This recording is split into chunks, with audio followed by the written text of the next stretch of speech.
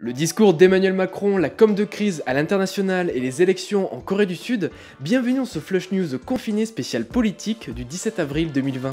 Lundi, Emmanuel Macron s'est adressé aux Français pour la 4e fois depuis le début de l'épidémie. On l'attendait sur deux choses, le changement de ton et des décisions concrètes. Pour ce qui est du changement de ton, c'est réussi. Exit Emmanuel Macron, chef des armées, on découvre un président empathique. Il parle de deuil, de souffrance, et pas une seule fois il sort son mythique « Nous sommes en guerre ». Au contraire, il utilise le vocabulaire de l'espoir. Grâce à nos efforts, ils ont tenu. Les résultats sont là. L'espoir renaît. De vraies réussites. L'espoir renaît. Le président essaye de rassurer et se montrer plus humain, et il fait même son mea culpa. Étions-nous préparés à cette crise, à révéler des failles? Mais comme vous, j'ai vu des ratés. Sachons dans ce moment sortir des sentiers battus, des idéologies, et nous réinventer. Moi le premier. Mais Emmanuel Macron peut-il changer? Il avait déjà fait ce discours après la crise des Gilets jaunes. Résultat, quelques mois plus tard, la réforme des retraites provoquait la plus longue grève de l'histoire. Et concernant les réponses concrètes, on est mi-figue, mi-raisin, des zones de flou restent encore. Les écoles devraient ouvrir, mais de quelle manière? De nouvelles aides seront attribuées, mais qui peut en bénéficier concrètement? Ou comment se positionne le gouvernement sur la chloroquine? Mais pourquoi prendre la parole pendant 30 minutes? Le président aime les longues allocutions, mais il aurait pu se contenter d'un discours de quelques minutes, non? Si son objectif était de souder la nation, il aurait pu prendre pour exemple le discours de 4 minutes de la reine d'Angleterre. D'ailleurs, comment ça se passe chez les autres? Il y a d'un côté ceux qui se croyaient plus forts que la crise. Donald Trump et Boris Johnson étaient les premiers à se moquer du danger, et une fois qu'ils ont découvert la gravité de la situation, chacun sa réaction. Le président américain adopte la politique de l'autruche. Face à la presse, il élude certaines questions au profit de la grandeur de son pays. Et certains médias refusent même de diffuser certaines conférences car trop de propagande. Et pour cacher son manque d'action, il accuse l'OMS d'être responsable de la situation. L'OMS s'est trompée à bien des égards. Elle a minimisé la menace.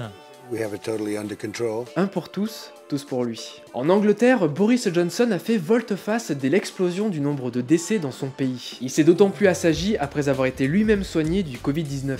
Une sagesse à l'image de la reine d'Angleterre qui s'est exprimée pour la 4e fois seulement durant son règne pour révéler le caractère historique de la situation. En Italie, le ministre Conte a tout d'abord rejeté la faute sur la mauvaise gestion d'un seul hôpital avant de prendre de la hauteur et se montrer responsable. Aujourd'hui, il apparaît dans ses allocutions plus expressif, rassurant, lucide et rigoureux. En Inde, le Premier ministre a fait appel à la magie du chiffre 9. Au 9e jour du confinement, à 9h, il s'est exprimé en demandant d'éteindre les lumières et d'allumer des bougies pendant 9 minutes. Et le rationnel dans tout ça? En Corée du Sud, le président a axé sa communication sur ses entretiens téléphoniques avec une vingtaine de chefs de l'État sur la réponse à apporter à l'épidémie. Il a présenté cette crise comme une opportunité économique pour le pays. Résultat, il a réussi à redonner confiance en sa politique et à remporter haut la main les législatives. En parlant de ça, vous avez vu cette vidéo?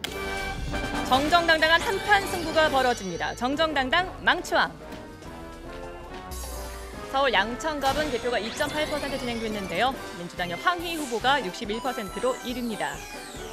Non, ce n'est pas une partie de Wii Sport, mais bien les résultats des législatives en Corée du Sud, justement. Les annonces ont été diffusées sur l'une des chaînes principales du pays, SBS News, et on peut le dire, ça n'a rien à voir avec nos annonces à nous. Là-bas, ça se fait à grand renfort d'effets spéciaux, et on n'a pas peur de mettre en scène les nouveaux députés. Si la politique a l'air super cool là-bas, il ne faut pas se fier aux apparences. Depuis plusieurs années, les Sud-Coréens sont très méfiants vis-à-vis de la sphère politique, secouée par des scandales et des théories du complot. La communication y est très délicate. C'est une histoire intéressante qu'on abordera un autre jour. Merci d'avoir suivi cette édition confinée du Flush News. On se retrouve la semaine prochaine pour un nouvel épisode, et d'ici là, n'hésitez pas à aller faire un tour sur nos réseaux sociaux et sur notre site hushnews.com.